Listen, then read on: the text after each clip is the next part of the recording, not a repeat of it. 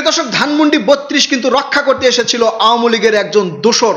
এখন পুরোপুরি তার নাম ঠিকানা বা তার রাজনৈতিক পরিচয় এখন পর্যন্ত পাওয়া যায়নি। তবে ধানমন্ডি ৩২-এ যারা উপস্থিত ছিলেন ছাত্র জনতা, তারা কিন্তু বলছে যে এখানে এসে জয় বাংলা স্লোগান দিচ্ছে। কত বড় সাহস আওয়ামী লীগের এইসব নেতাকর্মীদের, আওয়ামী লীগের এইসব দোসরদের, যেখানে ধানমন্ডি ৩২ ভেঙে গুড়িয়ে দেওয়া হচ্ছে, হাজার হাজার ছাত্র জনতা যেখানে উপস্থিত আছে, সেখানে এসে জয় বাংলা স্লোগান দিচ্ছে।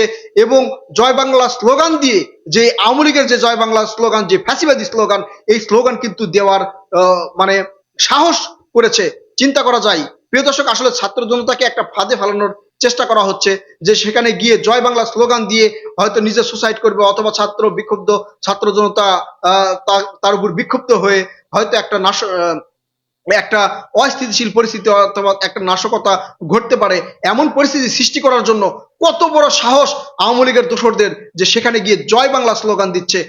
মনে হচ্ছে যে তারা জয় বাংলা এখানে স্লোগান দিলেই ধানমন্ডি ৩২ আর ভাঙ্গা হবে না, একটা পরিস্থিতির মোড়টা অন্যদিকে ঘুরে যাবে।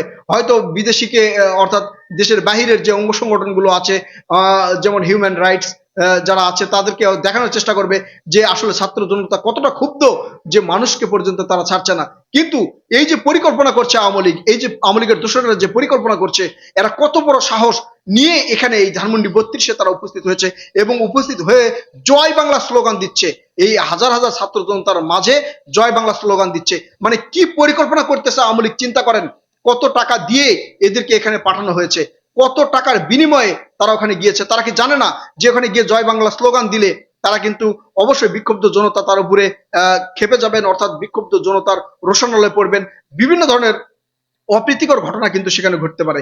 চিন্তা করেন, আওয়ামী লীগের সাহস দেখেন, এই যে আওয়ামী লীগের দোসরদের এদের সাহস দেখেন। প্রিয় দর্শক, আপনারাই বলেন যে আসলে এর কি করা উচিত ছিল। সে একজন মহিলা এবং এই মহিলা হয়ে সেখানে গিয়ে জয় বাংলা স্লোগান দিয়েছে।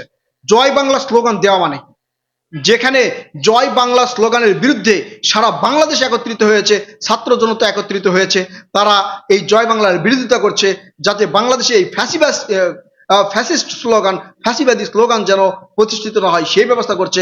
সেখানে গিয়ে জয় বাংলা স্লোগান দিচ্ছে। কত বড় সাহস হলে এটা করা যায়। আসলে প্রিয় দর্শক, এই মহিলার কি করা উচিত ছিল ওই জায়গায়, মানে কেমন পরিণতি ভোগ করার কথা ছিল। তারপরেও কিন্তু ছাত্র জনতা নম্রতার, ভদ্রতার পরিচয় দিয়েছেন। তারা কিন্তু তাকে হালকা উত্তম মধ্যম দিয়ে প্রশাসনের হাতে তুলে দিয়েছেন। প্রিয় দর্শক, আসলে এই মহিলার কি করা উচিত, যদি এই মহিলার কোনো রাজনৈতিক পরিচয় অর্থাৎ আওয়ামী লীগের দোসরের সাথে, অর্থাৎ আওয়ামী লীগের সাথে যদি কোনো সংযুক্তি পাওয়া যায়, তাহলে তার বিরুদ্ধে মামলা দিয়ে এই যে ছাত্র জনতার ঐক্য বিনষ্ট করার যে একটা পায়তারা করছে, অর্থাৎ একটা অপ্রীতিকর ঘটনা ঘটানোর চেষ্টা করছে, তার বিরুদ্ধে মামলা দিয়ে তাকে কিন্তু জেলে পাঠিয়ে দেওয়া উচিত বলে আমি মনে করছি। প্রিয় দর্শক, আপনারা কি মনে করছেন অবশ্যই আপনাদের মূল্যবান মতামত কমেন্ট করে জানাবেন। তবে একটা জিনিস অবাক করে দেওয়ার বিষয়, যেখানে হাজার হাজার ছাত্র জনতা বিক্ষুব্ধ হয়ে ধানমন্ডি ৩২ মাটির সাথে মিশিয়ে দেওয়ার ব্যবস্থা গ্রহণ করেছেন, বুলডোজার নিয়ে আসছেন, সেখানে বুলডোজার দিয়ে সবকিছু ধ্বংস করে দেওয়া হচ্ছে। সেই জায়গায় এইসব আওয়ামী লীগের দোসরেরা কিভাবে সাহস পায় সেখানে গিয়ে যে তার ওখানে দাঁড়িয়ে জয় বাংলা স্লোগান দেওয়ার। চিন্তা করেন প্রিয় দর্শক, আসলে আওয়ামী লীগ, বাংলাদেশ থেকে আওয়ামী লীগের যে নেতৃত্বের স্থানীয় নেতারা পালিয়ে গেছে, কিন্তু চক্রান্ত এখন পর্যন্ত চলছে। যদি সেখানে একটা অপ্রীতিকর ঘটনা ঘটে যেত, অথবা ওই বিক্ষুব্ধ জনতা ওই মহিলার উপর আক্রমণ করে তাকে কোন রকম ভাবে যদি হত্যা হয়ে যেত বা প্রাণ চলে যেত, তাহলে কি ঘটনা ঘটতো। তখন ভারতের মিডিয়াগুলো চিৎকার করে বলতেন যে আসলে ধানমন্ডি ৩২-এ গিয়ে একটা মহিলা হেনস্থার শিকার হয়ে তাকে হেনস্থা করা হয়েছে, তাকে মেরে ফেলা হয়েছে।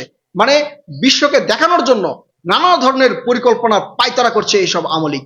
এইসব আওয়ামী লীগের শেষ পরিণতি এর চেয়ে করুণ হবে। বাংলাদেশে আওয়ামী লীগ নাম নেওয়ার মতো কেউ থাকবে কিনা একমাত্র মহান আল্লাহ তাআলাই জানে। প্রিয় দর্শক, আপনারা এই মহিলার বিষয়ে অবশ্যই আপনাদের মতামত কমেন্ট করে জানাবেন, এবং আওয়ামী লীগ যে পরিকল্পনা করছে বাংলাদেশে অস্থিতিশীল পরিস্থিতি সৃষ্টি করার, সেই বিষয়ে আপনারা আপনাদের মূল্যবান মতামত জানাবেন। প্রিয় দর্শক, ভালো থাকবেন। আল্লাহ হাফেজ।